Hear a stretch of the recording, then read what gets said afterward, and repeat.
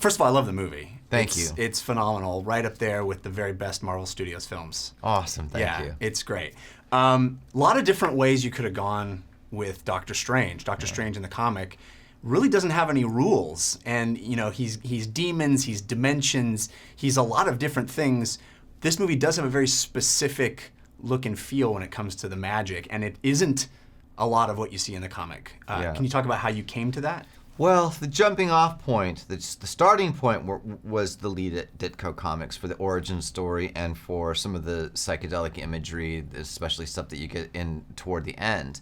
That was a jumping off point. I felt that the visual effects technology that was being used in modern tentpole movies was not being used in the best possible way. It was still being used to create the same kind of familiar destruction, mass destruction.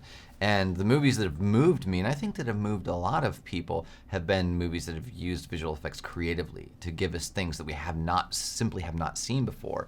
And I wanted to get into other dimensions and into psychedelia, and I also just thought, what's impossible? What have we just never seen done in a movie because it was virtually impossible to do? Right. And some of the set pieces came out of that.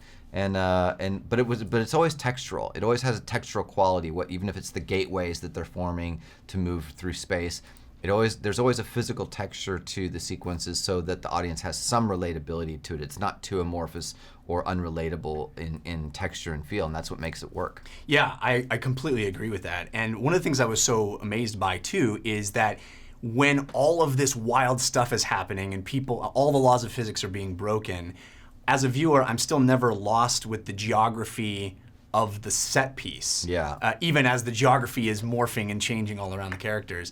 Tell me about the challenge in maintaining that for the viewer. It's a balance that you have to strike. There are some movies and some types of action that are really suited to the multi-camera disorienting quality of Paul Greengrass or what the Russos do in Winter Soldier. That kind of action is really suited to that, and I love that. I have great experience doing that. When you're talking about magic and you're talking about the integration of the supernatural or the fantastical with the real world, you can't get that disoriented, or you won't literally know what you're looking at. And yet at the same time, I think that movies that deal with magic make the opposite mistake too often, which is a presentational quality of here's the magic, here's the shot where you see the guy with the wand and he casts the wand, and then it becomes boring. Yeah. And so the trick was to strike the right balance of staying in it with the actor and putting him in the middle of the action so that there's a visceral quality to it, but always being oriented, always being able to understand visually what is happening and where you are. That tends to be the action I like the most anyway. And you're not necessarily known for comedy in the movies you've done before, but this movie has a lot of it. Yeah.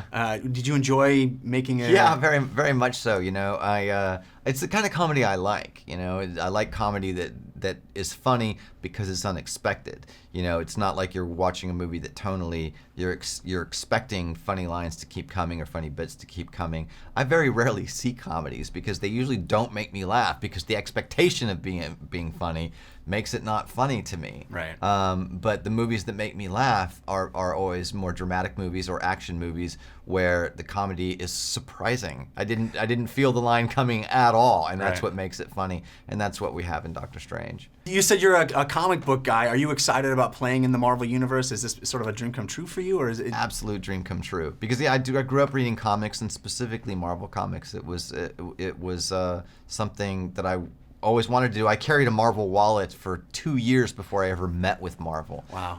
So I remember when I met Kevin Feige, I brought my leather Marvel wallet and said, I've owned this for a long time. This is proof that I'm a true fan. I'm not pretending here. That's awesome. More Marvel movies in your future?